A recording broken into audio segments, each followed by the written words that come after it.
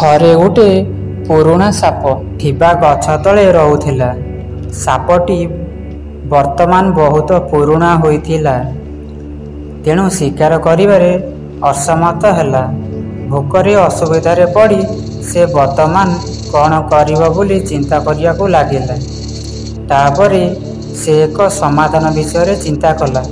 ସେ ଧୀରେ ଧୀରେ ଗାଁ ପାଖକୁ ଯାଇ ସେଠାରେ ଥିବା ପିଲାମାନଙ୍କୁ କହିଲା, ପିଲାମାନେ, ମୁଁ ବର୍ତ୍ତମାନ ବୃଦ୍ଧ ହୋଇଗଲି ଏବଂ ଶିକାର କରିପାରିବି ନାହିଁ।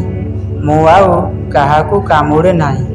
ଯଦି ଆପଣ ମୋ ପାଖକୁ ଆସନ୍ତି, ମୁଁ ଆପଣଙ୍କୁ ଏକ ରହସ୍ୟମୟ ଗୁମ୍ଫାକୁ ନେଇଯିବି, ଯେଉଁଠାରେ ବହୁତ ସାରା ସୁନା ଲୁଚି ରହିଛି। ସେଇ ରାସ୍ତା ଆପଣଙ୍କୁ କହିବି। ପିଲାମାନେ ଭାବିଲେ ଯେ ପୁରୁଣା ସାପ ସତ କହୁଛି, ତେଣୁ ସେମାନେ ତାଙ୍କ ପାଖକୁ ଯିବାକୁ ଲାଗିଲେ। କିନ୍ତୁ ମୋହନ ଜଣେ ବୁଦ୍ଧିମାନ ପିଲା ଥିଲା, ବହୁତ ସତର୍କ ଥିଲେ। ସେ ଭାବିଲେ ଏହି ସାପ ବହୁତ ଚତୁର, ଏହାକୁ ବିଶ୍ୱାସ କରାଯିବା ଉଚିତ ନୁହେଁ। ମୋହନ ସମସ୍ତ ପିଲାଙ୍କୁ ଚେତାବନୀ ଦେଇ କହିଲା, ସାଙ୍ଗମାନେ, ଏହି ସାପର କଥାରେ ପଡ଼ନ୍ତୁ ନାହିଁ। ଏହା ହୁଏତ ଆମକୁ କ୍ଷତି ପହଞ୍ଚାଇବାକୁ ଚେଷ୍ଟା କରୁଛି। ଚାଲ ଏହାକୁ ଗାଁ ଲୋକମାନଙ୍କ ପାଖକୁ ନେଇଯିବା। ପିଲାମାନେ ମୋହନଙ୍କ କଥା ମାନି ସାପଟିକୁ ଧରି ଗାଁ ଲୋକଙ୍କ ନିକଟକୁ ନେଇଗଲେ। ଗାଁ ଲୋକମାନେ ସାପକୁ ସମ୍ପୂର୍ଣ୍ଣ ସତ କଥା କହିବାକୁ କହିଲେ।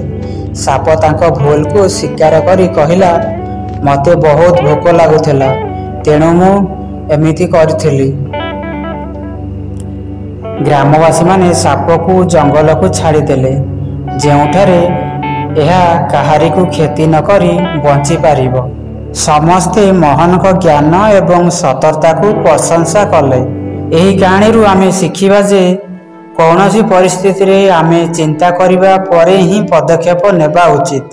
କେବଳ ସଚେତନ ଏବଂ ବୁଝାମଣା ଦ୍ୱାରା ଆମେ ନିଜକୁ ଏବଂ ଅନ୍ୟମାନଙ୍କୁ ଅସୁବିଧାରୁ ରକ୍ଷା କରିପାରିବା।